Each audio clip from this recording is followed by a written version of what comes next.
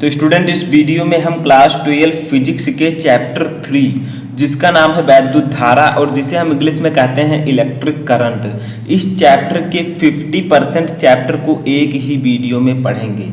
यानी कि इस वीडियो में हम वैद्युत धारा का आधा चैप्टर एक ही वीडियो में पढ़ने वाले हैं। तो स्टूडेंट यहाँ पर फुल चैप्टर लिखा हुआ है, लेकिन हम आधा चैप्टर इस वीडियो में पढ़ेंगे और आधा चैप्टर यानी कि एक वीडियो में और बनाऊंगा जिसमें आपको फुल चैप्टर प्रोवाइड कराया जाएगा। ठीक है, तो इस वीडियो में हम वैद्युत धारा का 50% चैप्टर पढ़ने वाले हैं। जैसा कि आपको पता है कि वैद्युत धारा जो चैप्टर है ये एक बड़ा चैप्टर है। ठीक है, तो हम आधे टॉपिक को इस वीडियो में क्लियर करेंगे, आधे टॉपिक आपको दूसरे वीडियो में मिल जाएगा।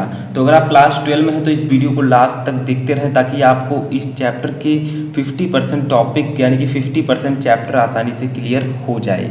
इससे पहले मैंने आपको चैप्टर 1 वैद्युत आवेश तथा क्षेत्र और चैप्टर 2 स्थिर विद्युत विभव तथा धारिता, इन चैप्टर को मैं एक ही वीडियो में बना चुका हूं, तो उसका लिंक मैं डिस्क्रिप्शन में दे दूंगा। और केमिस्ट्री में मैंने ठोस अवस्था, विलयन, वैद्युत रसायन, इन चैप्टर को मैं ऑलरेडी पढ़ा चुका हूं एक एक चैप्टर एक एक वीडियो में, तो उनका भी लिंक मैं डिस्क्रिप्शन में दे दूंगा। तो चलिए हम पढ़ते हैं आज वैद्युत धारा। अब वैद्युत धारा चैप्टर स्टार्ट करने से पहले आपको ये जानना जरूरी है कि वैद्युत धारा होता क्या है। वैद्युत धारा जिसे हम इंग्लिश में कहते हैं इलेक्ट्रिक करंट, ठीक है, इंग्लिश भी जानना ज़रूरी है, तो इलेक्ट्रिक करंट हम इसे कहते हैं। अब देखिए इस वीडियो को लास्ट तक देखते रहिए। इस वीडियो को में जो कुछ भी पढ़ाया जाता है उसको आप नोट करते चलिए साथ में। ठीक है, एक नोट बनाइए, उसको नोट करिए ताकि आप कभी भी उसे पढ़ सकें। वैसे PDF मैं दे दूंगा। तो देखिए वैद्युत धारा जिसे हम इलेक्ट्रिक करंट कहते हैं, सबसे पहले हमें वैद्युत धारा की परिभाषा जाननी है, फिर मात्रक, बीमा, ये सब। ठीक है, तो देखिए आवेश वैद्युत धारा होता क्या है, तो आवेश प्रवाह की दर को वैद्युत धारा कहते हैं। यानी कि फर्स्ट जो आपका डेफिनेशन हो गया वो यही है। ठीक है, यानी कि आवेश प्रवाह, वैद्युत आवेश तथा क्षेत्र में मैंने आवेश आपको पढ़ाया था क्या होता है। ठीक है, तो आवेश प्रवाह की दर को वैद्युत धारा कहते हैं। आवेश प्रवाह की दर मतलब Q/T, इसी को हम कहते हैं I। ठीक है, अभी मैं आपको नीचे फार्मूला भी बताऊंगा। तो Q/T मतलब आवेश प्रवाह की समय दर को ही हम वैद्युत धारा कहते हैं। दो डेफिनेशन मैं आपको बताने वाला हूं। दूसरा डेफिनेशन है कि जब किसी चालक में वैद्युत आवेश एक स्थान से दूसरे स्थान को प्रवाहित होता है तो इस प्रवाह को हम वैद्युत धारा कहते हैं। यानी कि जब कोई चालक मान लीजिए है, जैसे लोहा है, उसमें जब वैद्युत आवेश जो है वो एक स्थान से दूसरे स्थान को प्रवाहित होता है तो उसे ही हम कहते हैं वैद्युत धारा, या फिर आपको कह सकते हैं कि इसमें वैद्युत धारा प्रवाहित हो रही है। ठीक है, तो ये समझ में आया। अब देखिए इसके फार्मूले को हम समझते हैं। ठीक है, सभी टॉपिक को हम 50% टॉपिक को क्लियर करने वाले हैं। तो देखिए दूसरा जो हमारा टॉपिक है वो है, सबसे पहले आपको जानना जरूरी है कि इसे हम प्रदर्शित किससे करते हैं। तो इसे हम स्मॉल I से, ठीक है, स्मॉल I से प्रदर्शित करते हैं। ठीक है, प्रदर्शित का मतलब क्या हुआ, जैसे हम द्रव्यमान को यम से, बल को यफ से, उसी प्रकार से हम इसे स्मॉल I से प्रदर्शित करते हैं। यानी कि स्मॉल I अगर है तो ये आपकी वैद्युत धारा है। ठीक है, तो इसे हम जो है स्मॉल I से प्रदर्शित करते हैं। अब हमें करना क्या है, इसके फार्मूले को समझना है। तो फार्मूला हमें अपन देखते हैं। फार्मूला, तो फार्मूला मैंने आपको बताया कि आवेश प्रवाह की समय दर को वैद्युत धारा कहते हैं। ठीक है, अब वैद्युत धारा को हम प्रदर्शित करते हैं I से, तो I = होगा आपका Q। ठीक है, Q अपान, ये Q है स्मॉल Q। ठीक है, आप लोग अच्छे से लिख दीजिएगा Q/T, स्मॉल t, और यही है आपका वैद्युत धारा का सूत्र।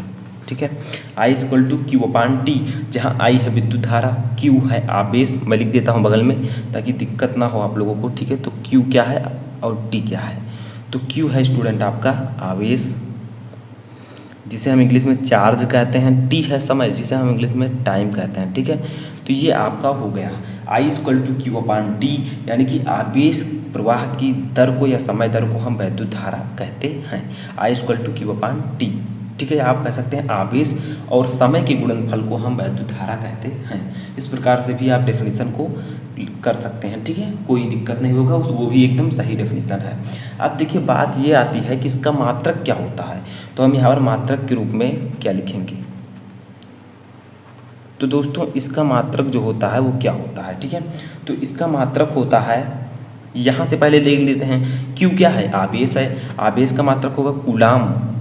ठीक है, कूलाम प्रति टी क्या है? समय का मात्रक होगा सेकंड, तो कूलाम प्रति सेकंड इसका मात्रक होता है और इसी को हम कह सकते हैं या एम्पियर। विद्युत धारा का जो एम्पियर है वो मात्रक होता है और ये कूलाम प्रति सेकंड हमने इस जो है फार्मूले से इसे क्रिएट किया है। तो ये दोनों जो मात्रक होते हैं वो किसके होते हैं? विद्युत धारा के। ठीक है, आप कूलाम प्रति सेकंड भी देखने को मिलेगा आपको और एम्पियर तो मिलेगा ही। विद्युत धारा का जो मात्रक होता है वो एम्पियर होता है। ठीक है, और ये भी होता है। तो ये आपका जो है इसका मात्रक हो गया। समझ में आ रहा है? अब देखिए आपको करना क्या है आगे। तो देखिए यहाँ पर एक चीज़ और याद रखिएगा, जो 1 एम्पियर होता है, ठीक है, 1 एम्पियर वो किसके बराबर होता है? तो equal to 1 ampere equal to 1 coulomb प्रति सेकंड। ठीक है, अब इसमें कोई वो तो है नहीं, क्योंकि मैंने ऊपर आपको पहले ही बताया है कि कूलाम प्रति सेकंड भी इसका मात्रक होता है।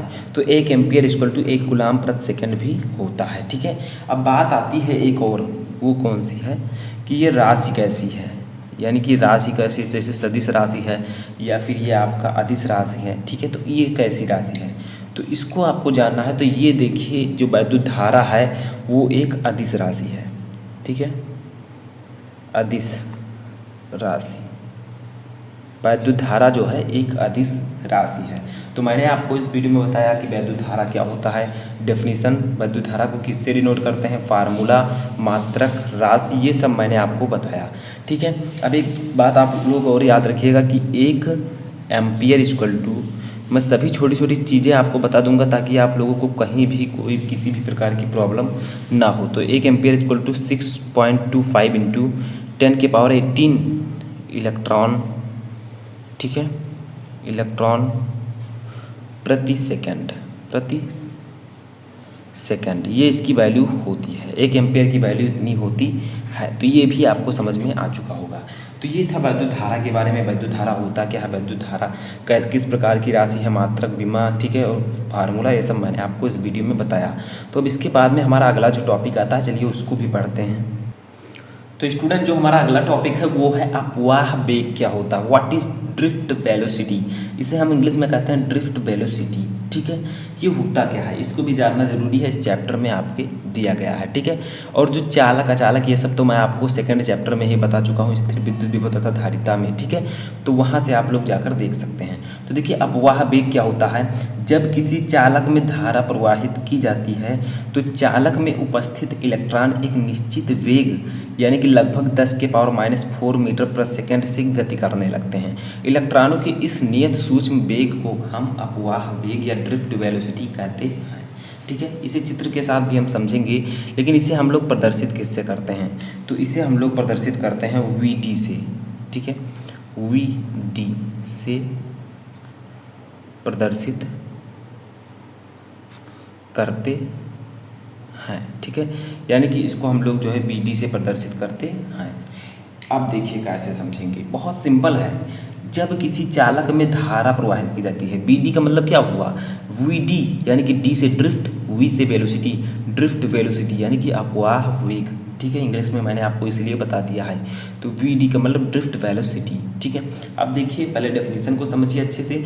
जब किसी चालक में धारा प्रवाहित की जाती है, यानी कि कोई चालक है, चालक में क्या ले सकते हैं, जिसमें चालक होता क्या है, जिसमें इलेक्ट्रॉनों का प्रवाह आसानी से होता है, जैसे आपका लोहा, तांबा, एल्यूमिनियम हो गया। ठीक है, तो मान लीजिए मैंने एक लोहा ले लिया यहाँ पर। ठीक है, ये आपका एक लोहा है यानी कि आयरन है। ठीक है, अब है क्या, इसमें बहुत सारे छोटे छोटे जो हैं इलेक्ट्रॉन होंगे, आवेश होंगे। ठीक है, आवेश जैसे मान लीजिए ऋण आवेश इसमें है। ठीक है, ये ऋण आवेश है, मान लीजिए ये ऋण आवेश है। ठीक है, तो जब किसी चालक में धारा, भी इसमें धारा नहीं प्रवाहित की गई, मान लीजिए इसमें हम धारा को प्रवाहित करते हैं, तो होगा क्या, सिंपली समझिए, बहुत ही सिंपल है ये डेफिनेशन, बहुत सिंपल है। तो देखिए इसमें होगा क्या, जो ये इलेक्ट्रॉन होंगे ये एक सूक्ष्म वेग से जो है VD से, सूक्ष्म वेग से इलेक्ट्रॉन जो है ये ऋणायन जो है ये गति करने लगेंगे।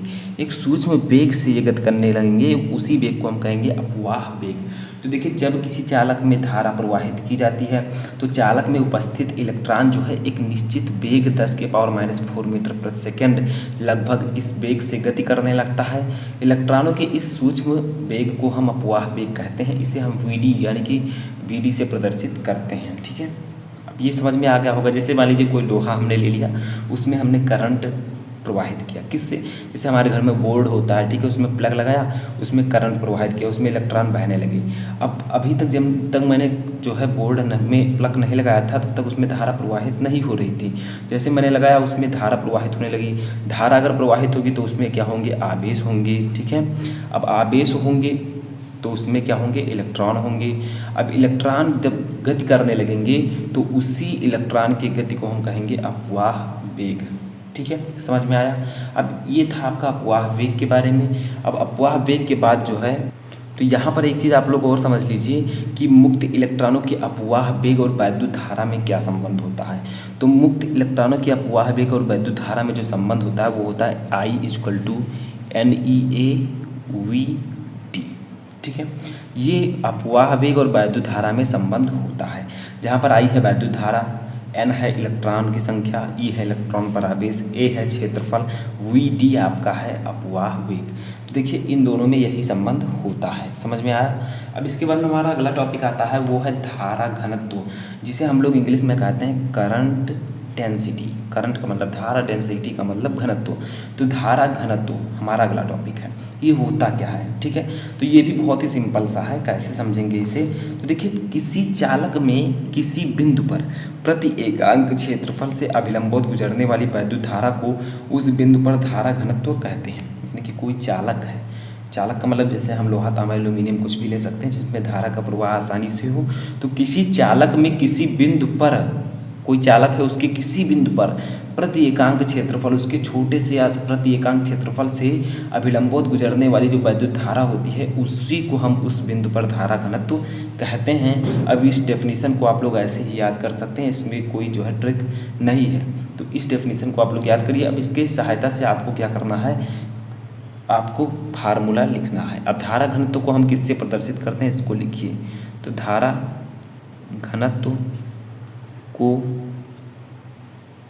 हम J, स्मॉल J, ठीक है, से प्रदर्शित करते हैं।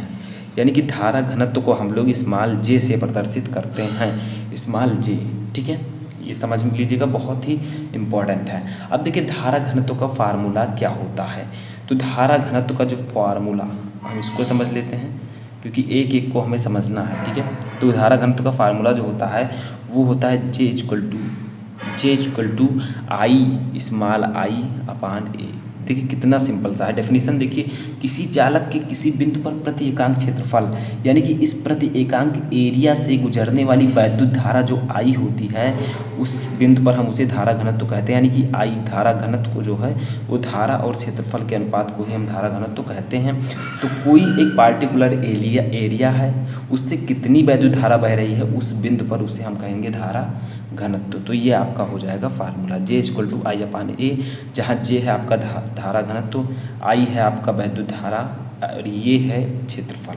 ठीक है, जिस बिंदु पर जो है धारा घनत्व है। तो ये आपका फार्मूला हो जाएगा। अब आगे देखिए हमें क्या जानना है, इसका जो है मात्रक हमें समझना है। ठीक है, तो हम लिखेंगे यहाँ पर मात्रक, या आप लोग इसे कह सकते हैं यूनिट इंग्लिश में। ठीक है, तो इसका मात्रक क्या होता है? तो धारा घनत्व का मात्रक जो होता है वो होता है एम्पियर। क्यों एम्पियर होता है? I का मात्रक क्या होगा धारा का? देखिए I मैंने लिखा है, आप फार्मूले से मात्रक भी निकाल सकते हैं। तो I है आपका धारा, तो धारा का मात्रक एम्पियर अभी मैंने आपको पढ़ाया। तो एम्पियर प्रति, A है तो हम प्रति लगाएंगे। ठीक है, एम्पियर प्रति, और A है एरिया, तो एरिया का मात्रक होता है मीटर स्क्वायर। ठीक है, जो एरिया होता है, क्षेत्रफल होता है, उसका मात्रक होता है मीटर स्क्वायर। तो ये आपका हो जाएगा एम्पियर मीटर स्क्वायर, एम्पियर प्रति मीटर स्क्वायर। ठीक है, तो ये इसका फार्मूला हो जाएगा। समझ में आया। अब यहाँ पर जो है आपको एक चीज़ और समझ लेनी है, वो क्या है? वो है कि धारा घनत्व तथा अनुगमन वेग में संबंध। मैंने आपको धारा और अनुगमन वेग में बताया। अब धारा घनत्व और अनुगमन वेग में संबंध, ठीक है, लिख देते हैं धारा घनत्व और अनुगमन वेग में संबंध। ठीक है, इन दोनों में क्या रिलेशन होता है, क्या संबंध होता है। तो धारा घनत्व को हम प्रदर्शित करते हैं जे से, तो जे इक्वल टू आपका होता है एन ई वी डी, और आई इक्वल टू क्या था आपका N E A V D. तो J equal to N E V D. N क्या है, इलेक्ट्रॉनों की संख्या, ई क्या है, इलेक्ट्रॉन पर आवेश, वी डी है आपका अपवाह वेग। तो इन दोनों में यही संबंध होता है। ठीक है, समझ में आया। तो इन सब फार्मूले को आप लोग अच्छे से समझ लीजिएगा, आगे आपके काम आएगा। तो ये था धारा घनत्व के बारे में। अब हम देखते हैं अपना अगला टॉपिक। तो स्टूडेंट हमारा अगला टॉपिक है वैद्युत प्रतिरोध, जिसे इंग्लिश में हम कहते हैं इलेक्ट्रिक रेसिस्टेंस। ठीक है, इलेक्ट्रिकल रेसिस्टेंस मतलब विद्युत प्रतिरोध। तो देखिए इसका डेफिनेशन पहले समझते हैं कि वैद्युत प्रतिरोध होता क्या है। इस चैप्टर में प्रतिरोध जो है इम्पॉर्टेंट है, आपको पता होगा। तो देखिए वैद्युत विभवांतर तथा वैद्युत धारा के अनुपात को उस चालक का वैद्युत प्रतिरोध कहते हैं। यानी कि वैद्युत विभव V और वैद्युत धारा I के अनुपात को हम कहते हैं R, यानी कि वैद्युत प्रतिरोध। कैसे समझेंगे इसको समझिए। ठीक है, तो ये समझ में आया, बहुत ही सिंपल है। वैद्युत विभवांतर तथा वैद्युत धारा के अनुपात को उस चालक का वैद्युत प्रतिरोध कहते हैं। तो सबसे पहले हम समझते हैं फार्मूला। ठीक है, फार्मूला का मतलब होगा सूत्र। तो सूत्र क्या होगा। अब वैद्युत प्रतिरोध को हम डिनोट किससे कहते हैं, R, यहाँ पर मैंने लिख दिया है। तो देखिए इसका फार्मूला क्या होगा, तो हम पहले लिखेंगे यहाँ पर R। ठीक है, R आपका है प्रतिरोध, तो R इक्वल टू आपका हो जाएगा क्या है, वैद्युत विभव तथा वैद्युत धारा के अनुपात को, तो R equal to V upon I। ठीक है, एकदम जो है आपके डेफिनेशन में ही इसमें प्रतिरोध का जो है डेफिनेशन वो सूत्र दिया गया है। R प्रतिरोध बराबर V अपान I, यानी कि वैद्युत विभव और धारा के अनुपात को हम प्रतिरोध कहते हैं। यहीं से हम लोग लिख सकते हैं इसे V इक्वल टू IR। ठीक है, अभी हम ओम के नियम में भी इसे पढ़ेंगे, तो V इक्वल टू IR भी आप लिख सकते हैं। ठीक है, अब देखिए फार्मूला के बाद हमें समझना है इसका मात्रक क्या होता है।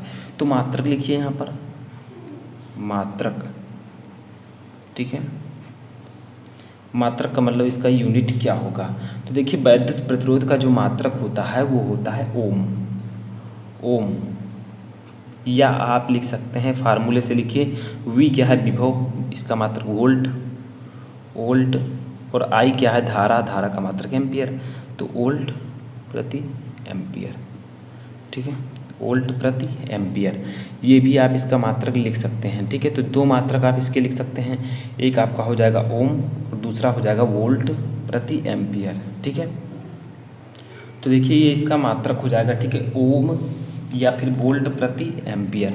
अब देखिए हमें करना क्या है, हमें लिखना है कि एक ओम बराबर कितना होता है। ठीक है, एक ओम इक्वल टू आपका हो जाएगा एक वोल्ट प्रति एम्पियर, जैसे हमने उसमें लिखा था। ठीक है, एक वोल्ट प्रति एम्पियर, दोनों जो है बराबर होंगे, तो ये आपका हो जाएगा।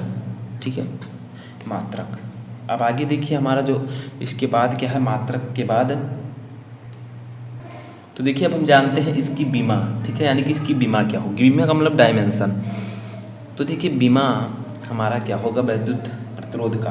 तो वैद्युत प्रतिरोध की जो बीमा होती है उसको आप याद कर लीजिए, M-1 L-2 T3A2, इतना बड़ा जो है इसकी बीमा होती है।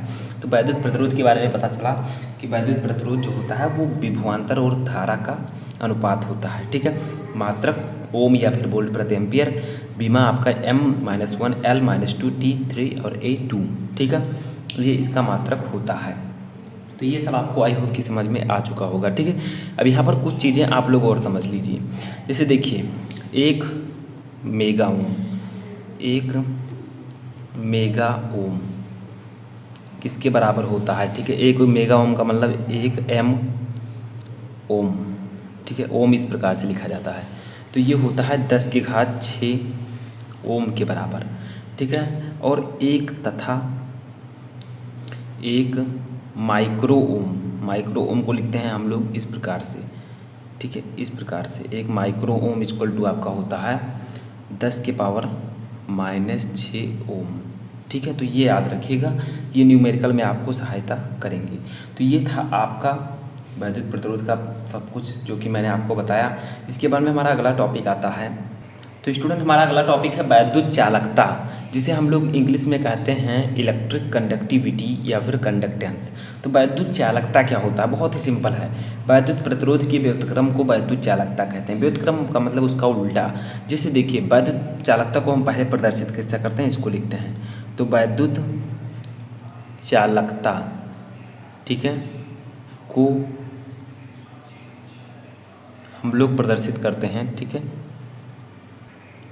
तो स्टूडेंट जो हमारा ये वैद्युत चालकता है, इसको जो प्रदर्शित करते हैं, इसको नहीं दिया गया है, ठीक है, तो इसको हम नहीं लिखेंगे। तो वैद्युत चालकता जो है, वैद्युत प्रतिरोध के व्युत्क्रम को वैद्युत चालकता कहते हैं। अब देखिए वैद्युत चालकता का मात्रक क्या होता है। तो वैद्युत चालकता, ठीक है, का मात्रक, इसका कोई फार्मूला भी नहीं है, ठीक है, तो इसको आप लोग याद रखिएगा। तो वैद्युत चालकता का मात्रक, अब देखिए आप फार्मूले, तो वैद्युत चालकता जो है ये वैद्युत प्रतिरोध के व्युत्क्रम को हम वैद्युत चालकता कहते हैं। इतना समझ में आया, ठीक है। अब चालकता का ऐसा ही मात्रक जो होता है वो होता है मो, यानी कि महो, ठीक है, MHO, या अथवा आप लोग लिख सकते हैं ओम इनवर्स, या अथवा एक और आप लिख सकते हैं, वो है साइमन। साइमन का मतलब यस। इतने जो है इसके मात्रक होते हैं, या फिर आप महो लिख सकते हैं, या ओम इनवर्स, या फिर साइमन, तीनों ये इसके मात्रक हैं। ऑप्शनल है, कोई भी आप लिख सकते हैं। तो वैद्युत चालकता यही आपका होता है। इसकी बीमा क्या होती है, तो उसको भी लिख देते हैं। वैद्युत चालकता की बीमा, तो इसकी बीमा होती है M-1 L-2 T के पावर 3 और A के पावर 2। तो ये होती है वैद्युत चालकता की बीमा, ठीक है। M-1 L-2 T के पावर 3 और A के पावर 2। तो ये आपका था वैद्युत चालकता। वैद्युत प्रतिरोध के व्युत्क्रम को हम वैद्युत चालकता कहते हैं। इसका मात्रक होता है महो, या फिर ओम इनवर्स, या साइमन इनवर्स। और वैद्युत चालकता का जो बीमा होता है वो होता है M-1 L-2 T के पावर 3 और A के पावर 2। तो इसके बाद में हमारा अगला टॉपिक जो आता है, तो स्टूडेंट हमारा अगला टॉपिक है ओम का नियम, जो कि इस चैप्टर का सबसे इम्पॉर्टेंट और एकमात्र नियम है। ये नियम बहुत ही ज़्यादा इम्पॉर्टेंट है, ठीक है। तो ओम के नियम को हम इंग्लिश में भी कहते हैं ओम्स लॉ। अब सबसे पहले जान लेते हैं थोड़ा सा कि इसे किसने दिया था। तो सन 1826 में जर्मन वैज्ञानिक डॉक्टर जॉर्ज साइमन ओम ने किसी चालक के सिरों पर लगाए गए वैद्युत विभवांतर तथा उसमें प्रवाहित होने वाली वैद्युत धारा के संबंध में एक नियम दिया था, जिसे हम लोग कहते हैं ओम का नियम, ठीक है। किसने दिया था? डॉक्टर जॉर्ज साइमन ओम ने, जो कि एक जर्मन वैज्ञानिक थे, और सन 1826 में इन्होंने इसे दिया था। उन्होंने क्यों दिया था? उन्होंने ये बताने के लिए दिया था कि किसी भी चालक के सिरों पर लगाया गया वैद्युत विभवांतर उसमें बहने वाली वैद्युत धारा के बीच में किस प्रकार से संबंध स्थापित करता है। तो देखिए इसी को हम कहते हैं ओम का नियम। ओम के नियम में क्या है कि यदि किसी चालक की भौतिक अवस्था, फिजिकल जो स्टेज होती है उसको, जैसे ताप और कोई परिवर्तन ना हो, में कोई परिवर्तन ना हो, तो उसके सिरों पर लगाया गया विभवांतर उसमें बहने वाली वैद्युत धारा का अनुपात नियत होता है। यानी कि यहाँ पर बताया गया है कि अगर किसी चालक की भौतिक अवस्था जैसे ताप में कोई भी परिवर्तन ना करें, तो उसके सिरों पर लगाया गया जो विभवांतर होगा वो उसमें बहने वाली वैद्युत धारा के अनुपात, वैद्युत धारा और विभवांतर का अनुपात जो होगा वो एक नियतांक या नियत होगा। जैसे क्या कहा गया है कि मान लीजिए, ठीक है, जैसे यदि ठीक है, वैद्युत विभवांतर, इनके नियम के अनुसार हम लिख रहे हैं, यदि वैद्युत विभवांतर V, ठीक है, कैपिटल V, और धारा स्मॉल I हो तो ओम के नियमानुसार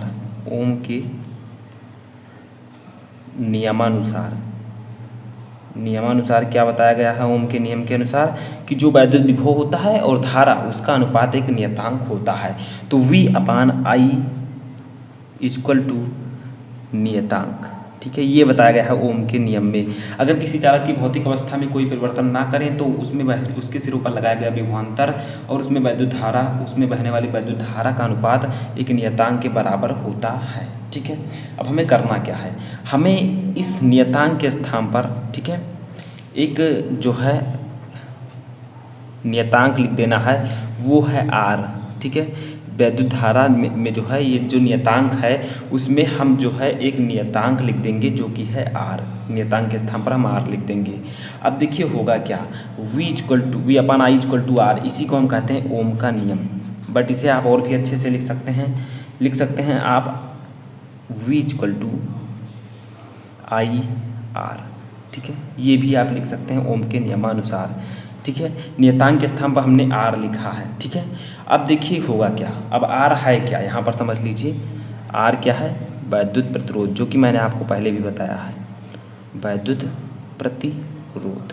ठीक है, V क्या है आपका, विभवांतर है, I क्या है, धारा है, ये सब तो मैं आपको ऑलरेडी बता चुका हूँ। तो यही है ओम के नियम में कि अगर किसी चालक की भौतिक अवस्था या ताप पर कोई भी परिवर्तन ना किया जाए तो उसके सिरों पर जो लगाया गया विभवांतर है और उसमें बहने वाली धारा, इसका अनुपात एक नियतांक होता है। हमने नियतांक के स्थान पर R लिख दिया। R जो है एक नियतांक है जिसे हम लोग कहते हैं वैद्युत प्रतिरोध, इसी को हम कहते हैं ओम का नियम।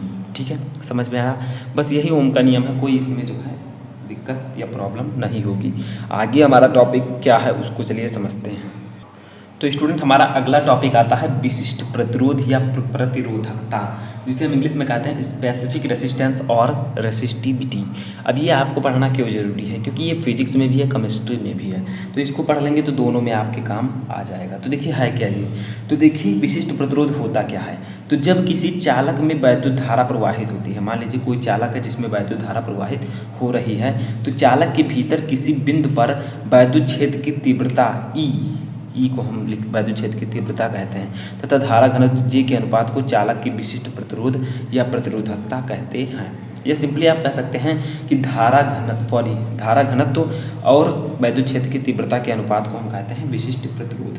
ठीक है, लेकिन यहाँ पर कैसे विस्तृत किया गया है कि यदि किसी चालक में वैद्युत धारा प्रवाहित होती है तो चालक के भीतर किसी बिंदु पर वैद्युत क्षेत्र की तीव्रता कैपिटल E तथा धारा घनत्व J के अनुपात को हम विशिष्ट प्रतिरोध या प्रतिरोधकता कहते हैं। ठीक है, समझ में आया।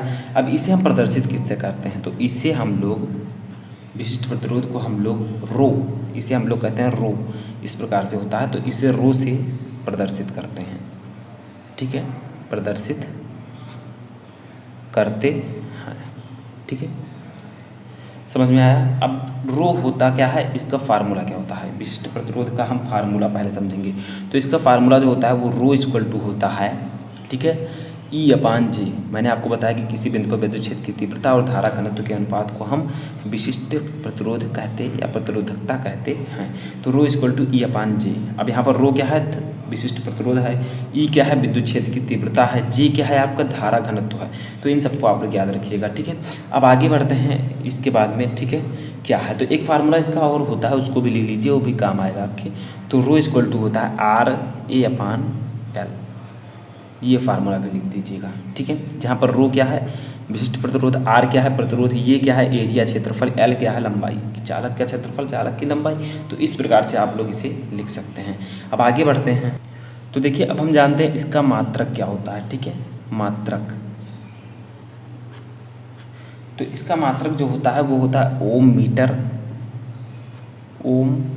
मीटर, या फिर आप लिख सकते हैं छोटा सा ओम सेंटीमीटर। ठीक है, मीटर थोड़ा बड़ा है, सेंटीमीटर उससे थोड़ा छोटा, तो मात्रक होता है ओम मीटर या फिर ओम सेंटीमीटर। ये होता है विशिष्ट प्रतिरोध का मात्रक। ठीक है, अब इसकी बीमा हम समझ लेते हैं। तो बीमा जो इसकी होती है वो होती है आपकी mL की पावर 3 T की पावर -3 A की पावर -2, ये इसकी बीमा होती है। ठीक है, तो ये बीमा आप लोग याद रखिएगा। अभी इसका जो और भी MKS में मात्रक होता है वो सब आपको जानना भी जरूरी है। ठीक है, तो MKS पद्धति में इसका मात्रक लिख लेते हैं, MKS पद्धति। ठीक है, इस पद्धति में जो है विशिष्ट प्रतिरोध का मात्रक जो होता है थोड़ा बड़ा है, वो है किलोग्राम, ठीक है, मीटर क्यूब सेकंड के पावर -3 और एम्पियर के पावर -2। तो ये इसका होता है MKS पद्धति में मात्रक, ठीक है। और वैसे मात्रक जो होता है ओम मीटर या फिर ओम सेंटीमीटर। तो ये आप लोग याद रखिएगा, ठीक है। आगे जो है हमारा अगला टॉपिक अब हम देखते हैं क्या है। तो स्टूडेंट हमारा अगला टॉपिक है विशिष्ट चालकता। हमने अभी पढ़ा विशिष्ट प्रतिरोध, तो यहाँ पर हम लोग पढ़ेंगे विशिष्ट चालकता। जैसे हमने वहाँ पर पढ़ा था वैद्युत प्रतिरोध तो वैद्युत चालकता, वहाँ यहाँ पर है विशिष्ट प्रतिरोध विशिष्ट चालकता, ठीक है। इसे हम इंग्लिश में कहते हैं स्पेसिफिक कंडक्टेंस। स्पेसिफिक का मतलब विशिष्ट, कंडक्टेंस का मतलब चालकता। तो विशिष्ट चालकता होता क्या है? तो देखिए विशिष्ट प्रतिरोध के व्युत्क्रम को विशिष्ट चालकता कहते हैं, यानी कि विशिष्ट प्रतिरोध का जो व्युत्क्रम होता है वही विशिष्ट चालकता कहलाता है, ठीक है। अब देखिए इसे हम कैसे समझेंगे। तो इसका सबसे पहले हम जानते हैं इसे हम डिनोट किससे करते हैं। तो इसे हम लोग सिग्मा से प्रदर्शित करते हैं, ठीक है। सिग्मा करते हैं तो सिग्मा कुछ इसी प्रकार का बनता है जैसे मैंने आपको बनाया भी है इस प्रकार से, ठीक है।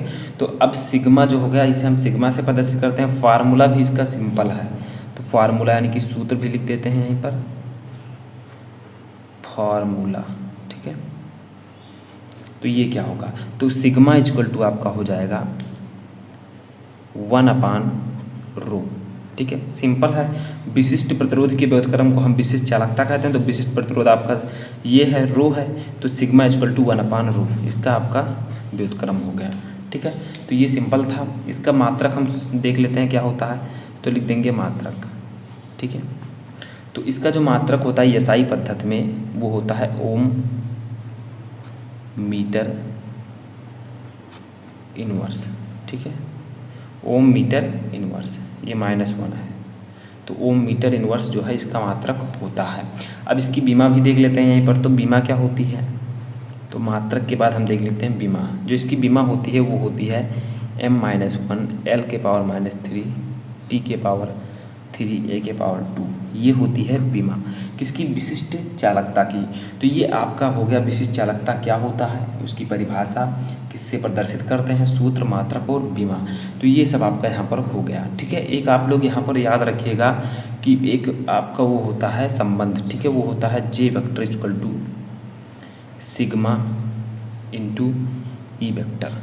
तो ये एक संबंध होता है धारा घनत्व और आपका विशिष्ट चालकता में, या आप कह सकते हैं विद्युत क्षेत्र की तीव्रता में। तो ये आप लोग याद रखिएगा, ठीक है। अब इसके बाद में हमारा अगला टॉपिक आता है, वो है वैद्युत शक्ति, यानी कि इलेक्ट्रिक पावर, इसे हम इंग्लिश में कहते हैं। वैद्युत शक्ति क्या होता है, ठीक है। तो ये भी एक इम्पॉर्टेंट टॉपिक है। तो देखिए वैद्युत शक्ति क्या होता है इसको समझते हैं। तो वैद्युत शक्ति का मतलब इलेक्ट्रिक पावर, किसी वैद्युत परिपथ में ऊर्जा के क्षय होने की दर को हम शक्ति कहते हैं या फिर वैद्युत शक्ति कहते हैं, ठीक है। यानी कि किसी कोई वैद्युत परिपथ है जिसमें ऊर्जा कितनी क्षय होती है, उसी ऊर्जा के क्षय होने की दर, समय के साथ कितनी ऊर्जा जो है कम हो रही है, क्षय हो रही है, तो उसी को हम लोग कहते हैं वैद्युत शक्ति। अब वैद्युत शक्ति को हम प्रदर्शित किससे करते हैं, तो इसे हम लोग प्रदर्शित करते हैं कैपिटल P से। तो इसे हम P से प्रदर्शित करते हैं, ठीक है। इसे हम P से प्रदर्शित करते हैं। और इसका फार्मूला क्या होता है, तो फार्मूला भी हम लोग लिख देते हैं, सूत्र, ठीक है। तो इसका फार्मूला आपका होता है P इक्वल टू W/T। अब W यहाँ पर क्या है, W आपका एनर्जी है, ठीक है। इसी के क्षय होने की दर, समय के साथ कितनी क्षय हो रही है, इसी को हम लोग कहते हैं वैद्युत शक्ति। तो P इक्वल टू W/T, ठीक है, समझ में आया। तो ये आपकी W जो है ऊर्जा, इतनी ऊर्जा क्षय होगी। अब इसका मात्रक क्या होता है, तो मात्रक, तो इसका मात्रक होता है वाट। पावर या शक्ति का मात्रक जो होता है वो वाट होता है, जिसे हम इंग्लिश में लिखते हैं WE+T। तो इस प्रकार से आपको ये टॉपिक भी क्लियर हो गया होगा कि वैद्युत शक्ति क्या होती है, वैद्युत शक्ति की परिभाषा, इसे किससे प्रदर्शित करते हैं, इसका सूत्र और इसका मात्रक। यहाँ पर कुछ चीज़ें आपको और भी जानना ज़रूरी है, जैसे 1 किलोवाट। 1 किलोवाट यानी कि क्या लिखेंगे हम किलोवाट को, small k and W। 1 kilowatt equal to कितना होता है, तो वो होता है 10⁻³ वाट, ठीक है। ये सब आप लोग याद रखिएगा। उसके बाद में हमारा है 1 मेगावाट। वाट, जिसे हम लोग लिखते हैं MW। तो 1 MW इक्वल टू होता है 10⁶ वाट। ठीक है, इसके बाद में हमारा ये आपको समझ में आ चुका होगा, एक अश्व शक्ति, एक हार्स पावर, एक अश्व शक्ति। ठीक है, ये किसके बराबर होता है? 746 वाट। तो कुछ चीज़ें जो बेसिक चीज़ें हैं उनको भी आप लोग याद रखिएगा। ठीक है, तो ये सब आपको याद हो गया होगा। एक चीज़ और यहाँ पर याद रखिएगा, 1 किलोवाट घंटा, ठीक है, इक्वल टू आपका होता है 3.6 इंटू 10⁶ वाट सेकेंड। ठीक है, ये सेकेंड है, इतना होता है। या फिर आप इसे लिख सकते हैं 3 × 6 × 10⁶ जूल। ठीक है, इतना होता है। तो ये सब चीज़ें आपको याद रखना बहुत ही ज़रूरी है, ये सब आपके न्यूमेरिकल्स में काम आएंगे। तो ये आई होप कि आपको जो ये वैद्युत शक्ति वाला टॉपिक है ये भी क्लियर हो चुका होगा कि किसी वैद्युत परिपथ में ऊर्जा के क्षय होने की दर को हम शक्ति कहते हैं। इसे P से प्रदर्शित करते हैं, P = W/T। इसका मात्रक वाट होता है। 1 किलोवाट = 10⁻³ वाट, 1 मेगावाट = 10⁻6 वाट, एक अश्व शक्ति = 746 वाट और 1 किलोवाट घंटा = 3.6 × 10⁶ जूल। तो ये आई होप कि आपको टॉपिक क्लियर हो चुका होगा। ठीक है, तो ये थे आपके इतने सारे टॉपिक जिसमें मैंने आपको 50% आपका चैप्टर कवर कर दिया है। ठीक है, अब 50% जो चैप्टर बचता है वो मैं आपको बाद में स्टेप बाय स्टेप पढ़ाऊंगा एक ही वीडियो में। तो आई होप कि आपको ये वीडियो अच्छा लगा होगा। सेकंड पार्ट अगर आपको चाहिए तो इस वीडियो को लाइक करें, कमेंट करें और अपने दोस्तों के साथ शेयर करें। इसका PDF भी मैं डिस्क्रिप्शन में दे दूँगा, उसे जाकर आप लोग डाउनलोड कर लीजिएगा।